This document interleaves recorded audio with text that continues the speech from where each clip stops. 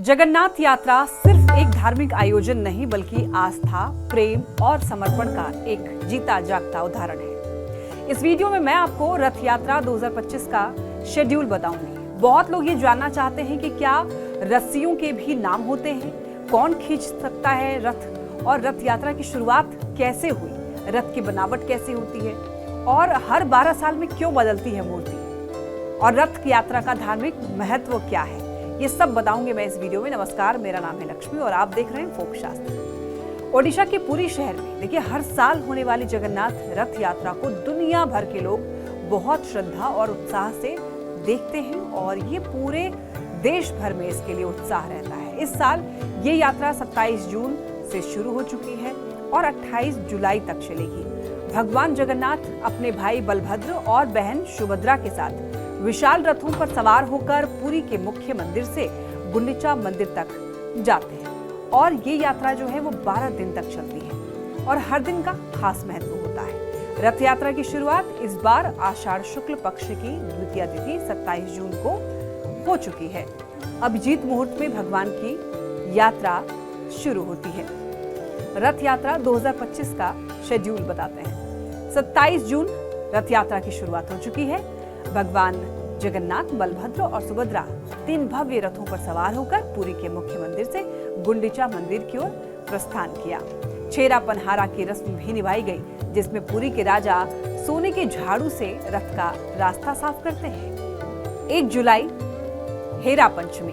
गुंडीचा मंदिर में 5 दिन रहने के बाद देवी लक्ष्मी भगवान जगन्नाथ से मिलने आती हैं और इस खास दिन को हेरा पंचमी के नाम से जाना जाता है। फिर 4 जुलाई संध्या दर्शन।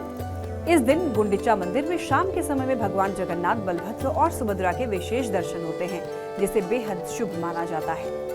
5 जुलाई बहुदा यात्रा। इस दिन गुंडीचा मंदिर से भगवान तीनों रथों पर सवार होकर पुरी लौटते हैं और रास्ते में तीनों रथों को मौसी के मंदिर में पोड़ा पिठा का भोग लगाया जाता है। फिर 6 जुलाई सुनामेशा। इस दिन भगवान को सोने के आभूषणों से सजाया जाता है। फिर 7 जुलाई अधरापना।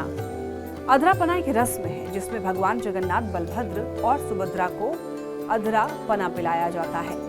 अधरापना एक मीठा पेय होता है जो कि बड़े मिट्टी के बर्तनों में पानी, दूध, चीनी, पनीर और मसालों से बनाया जाता है। फिर 8 जुलाई नीलाद्री विजय, और इसको समापन का भी दिन कह सकते हैं। ये रथ यात्रा का अंतिम दिन होता है।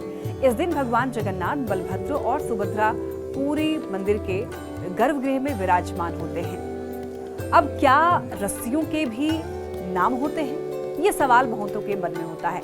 देखिए बहुत कम लोगों को ये पता होता है कि भगवान के इन तीनों रथों को खींचने वाली रस्सियों के भी अपने अपने नाम हैं। भगवान जगन्नाथ के 16 पहियों वाले रथ को नंदी घोष कहा जाता है और इस रथ की रस्सी का नाम है शंखाचूड़ा नाड़ी।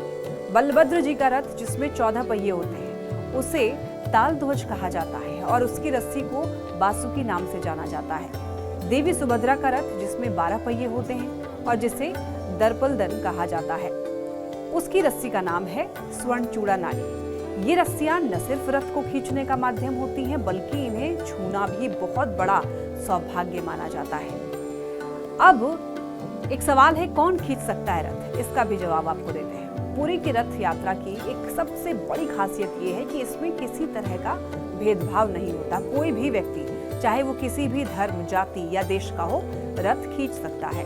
शर्त बस इतनी है कि उसका मन सच्चे भाव से भरा हो। मान्यता है कि रथ की रस्सी खींचने वाला व्यक्ति जीवन और मृत्यु के चक्र से मुक्ति पाकर मोक्ष की ओर बढ़ता है। हालांकि कोई भी एक व्यक्ति ज्यादा देर तक रथ नहीं खींच सकता।